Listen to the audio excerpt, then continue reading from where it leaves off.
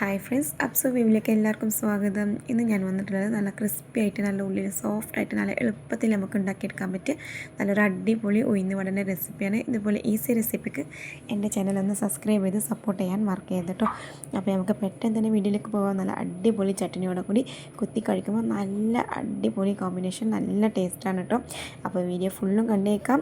അതിൽ ഒരുപാട് ടിപ്സുകൾ തരും, അതിനനുസരിച്ച് ചെയ്യാം കേട്ടോ. നല്ല പെർഫെക്റ്റ് ആയിട്ട് കിട്ടും. അപ്പോൾ ഞാൻ ഉഴുന്ന് ഇതുപോലെ വെള്ളത്തിൽ കുതിർത്താൻ വെച്ചു. അത് നല്ല ഒന്ന് കഴുകിയെടുത്തിട്ടുണ്ട്.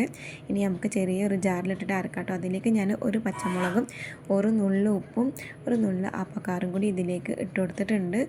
ആവശ്യത്തിനുള്ള ഉപ്പിടാട്ടോ. ഒരു അല്പം, വളരെ കുറച്ച് മാത്രം വെള്ളം പാറാൻ പാടുള്ളൂ.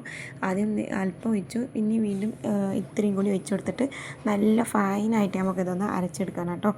നല്ല രീതിക്ക് ഇതേപോലെ ഫൈനായിട്ട് അരച്ചെടുക്കണം. ഒരുപാട് വെള്ളം ഒഴിച്ചരുത്. അപ്പോൾ ആദ്യം തന്നെ ഞാൻ 2 ട്രിപ്പായിട്ട് അരച്ചെടുത്തിട്ടുണ്ട്. എന്നിട്ട് ഇതുപോലെ ചെറിയ പീസായിട്ടൊന്ന് കട്ട് ചെയ്ത് വെച്ചിട്ടുണ്ട് വലിയ ഉള്ളി. അതുകൂടി ഇതിലേക്ക് ഇട്ട് കൊടുക്കാം കേട്ടോ. ഇനി ഇതിലേക്ക് 2 തണ്ട് കറിവേപ്പിൻ്റെലയും മല്ലിച്ചപ്പ് അതും കൂടി ഇതിലേക്ക് ചെറിയ പീസായിട്ട് കട്ട് ചെയ്തിട്ടുണ്ട്. ഉണ്ടെങ്കിൽ ഇട്ട് കൊടുക്കാം, ഇല്ലെങ്കിൽ കുഴപ്പമൊന്നുമില്ല കേട്ടോ. എന്നിട്ട് 2 ടേബിൾ സ്പൂൺ ഞാൻ അരിപ്പൊടിയും കൂടി ഇതിലേക്ക് ചേർത്ത് കൊടുത്തിട്ടുണ്ട്. ഇനി നല്ലോണം മിക്സ് ചെയ്ത് കൊടുക്കാം. ഇത്രയും ഒരു ലൂസിൽ, ഒരുപാട് കട്ടി ആവരുത്, ഒരുപാട് അരിപ്പൊടി കൂട്ടിയത് 2 ടേബിൾ സ്പൂൺ മാത്രം മതി. എന്നിട്ട് ഞാനിനി ബാറ്ററി ഇവിടെ റെഡി ആയിട്ടുണ്ട്. ഇത്രയും ലൂസിലിട്ട് നമ്മൾ കയ്യിൽ എടുത്താൽ കണ്ടില്ല, ഇത്രയും ഒരു ലൂസ് പരുവത്തിലാണ് നമ്മളെ മാവ് വേണ്ടിയത്. അങ്ങനെ കേട്ടോ ഉണ്ടാവേണ്ടത്. അല്ലെങ്കിൽ ഒരുപാട് അരിപ്പൊടി ചേർത്താൽ ഹാർഡായി പോവും.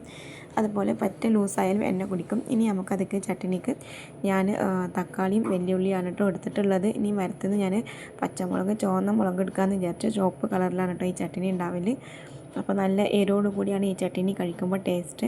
അപ്പം ഞാൻ അങ്ങനെ നമ്മളെ ചെടിയിൽ നിന്ന് മുളക് എടുക്കാമെന്ന് വിചാരിച്ചിട്ട് വന്നതാണ്. നല്ല മൂത്ത് നല്ല ചുവപ്പായിട്ടുണ്ട്. ഈ മുളകാണ് കേട്ടോ നമുക്ക് വേണ്ടിയത്.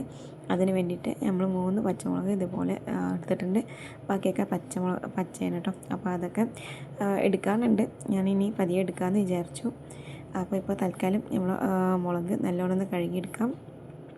നല്ല ഫ്രഷ് ആയിട്ടുള്ള മുളകാണ് കേട്ടോ. അപ്പോൾ അതും കൂടി ചട്നിക്കുള്ളത് ഇട്ട് കൊടുക്കാം. ഞാൻ വെല്ലുള്ളി 1.5 വെല്ലുള്ളിയും 3-4 തക്കാളി എടുത്തിട്ടുണ്ട്. അപ്പോൾ മുളക് ഇതുപോലെ ജസ്റ്റ് ഒന്ന് കട്ട് ചെയ്ത് ഇട്ട് കൊടുത്തിട്ടുണ്ട്. ഇനി കട്ട് ചെയ്ത് വെച്ചിട്ടുള്ള തക്കാളിയും വെല്ലുള്ളിയും ഇതെല്ലാം ഇതിലേക്ക് ഇട്ട് കൊടുത്തിട്ട് ഇനി നമുക്കിതൊന്ന് അരച്ചെടുക്കണം കേട്ടോ. ആദ്യം തക്കാളിയൊക്കെ ഉള്ളതുകൊണ്ട് വെള്ളമൊന്നും ചേർക്കേണ്ട ആവശ്യമില്ല. നല്ല ഫൈനായിട്ട് തന്നെ അത് അരഞ്ഞ് കിട്ടും കേട്ടോ. നല്ല ഹൈ ഫ്ലെയിമിലിട്ടിട്ട് നമുക്കത് നല്ലോണം ഒന്ന് അടിച്ചെടുക്കാം.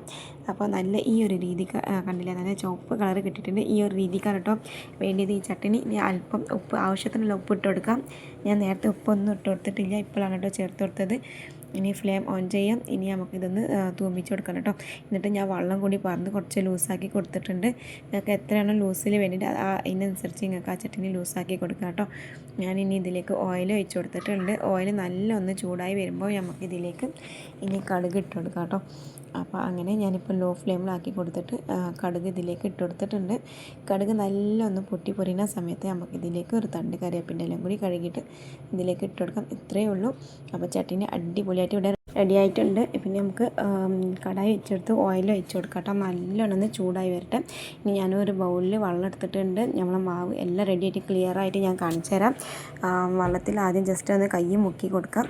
എന്നിട്ട് ഈ മാവ് നേരെ കൈ കൊണ്ട് തന്നെ നമ്മളിങ്ങനെ ഓട്ടിട്ട് കൊടുത്തിട്ട് നേരെ ഇതിലേക്ക് ഇട്ട് കൊടുക്കട്ടെ. ആദ്യമൊക്കെ നമുക്കിത് ഭയങ്കര ടഫായിട്ട് തോന്നും. പിന്നെ നമ്മൾ ചെയ്യുന്നതിനനുസരിച്ച് നമുക്കിത് ഈസി ആയിട്ട് നടുവിൽ ഓട്ട കിട്ടും കേട്ടോ. ഇടയ്ക്ക് വെള്ളത്തിൽ കൈ ഒന്ന് ഡിപ്പ് ചെയ്യാം വെള്ളത്തിൽ. അതിന് ശേഷം നേരെ നമുക്ക് മാവിന് നടുവിൽ ഇങ്ങനെ ഓട്ടിട്ട് കൊടുത്താൽ തന്നെ നമുക്ക് വേഗം തന്നെ ഇത് ഓട്ടായി കിട്ടും കേട്ടോ. ഇപ്പോൾ നമ്മൾ 4 ആദ്യം ഇട്ട് കൊടുത്തതാണ്. ഇപ്പോൾ നമ്മൾ വട അവിടെ റെഡി ആയിട്ടുണ്ട്. വളരെ പെട്ടെന്ന് തന്നെ നമുക്ക് ആക്കിയിട്ടും അടുത്ത ട്രിപ്പ് അതും കൂടി ഇതുപോലെ ഒന്ന് ചുട്ടെടുക്കാൻ കേട്ടോ. കണ്ടില്ല, ഇതേ രീതിക്കാക്കി കയ്യിൽ വിരൽ കൊണ്ടൊന്ന് ആക്കി കൊടുത്താൽ മതി, നടുവിൽ ഓട്ട വരും കേട്ടോ. അപ്പോൾ ഈ രീതിക്ക് ഒന്ന് മറിച്ചിട്ട് എടുക്കാം. അപ്പോൾ വളരെ പെട്ടെന്ന് തന്നെ ആയിക്കിട്ടോ. ഹൈ ഫ്ലെയിമിലും മീഡിയം ഫ്ലെയിമിലാക്കി വെച്ചിട്ട് നമുക്കിതൊന്ന് ഫ്രൈ ചെയ്ത് എടുക്കാം കേട്ടോ. കണ്ടില്ല, നല്ല ഇതേപോലെ ഒരു ബ്രൗണിഷ് കളർ, ഗോൾഡൻ കളർ ആകുമ്പോൾ തന്നെ നമുക്ക് കോരി മാറ്റാം.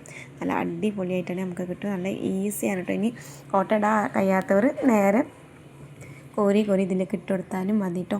അപ്പോഴും നല്ല കഴിക്കാൻ എല്ലാം ഒരേ ടേസ്റ്റാണ്. പക്ഷേ ഇതിൻ്റെ രീതി ഇങ്ങനെയാണല്ലോ, അപ്പോൾ അതുകൊണ്ടാണ് ഇങ്ങനെ ചെയ്തത്. അപ്പോൾ ഇത്രയുള്ള നല്ല അടിപൊളിയായിട്ടുള്ള ചട്നിയും കുത്തി കഴിക്കുകയാണെങ്കിൽ സൂപ്പർ ടേസ്റ്റാണ്. അപ്പോൾ വീഡിയോ ഇഷ്ടമാണെങ്കിൽ ലൈക്ക് ചെയ്യാനും ചാനൽ സപ്പോർട്ട് ചെയ്ത് സബ്സ്ക്രൈബ് ചെയ്ത് സപ്പോർട്ട് ചെയ്യാനും മറക്കരുത്.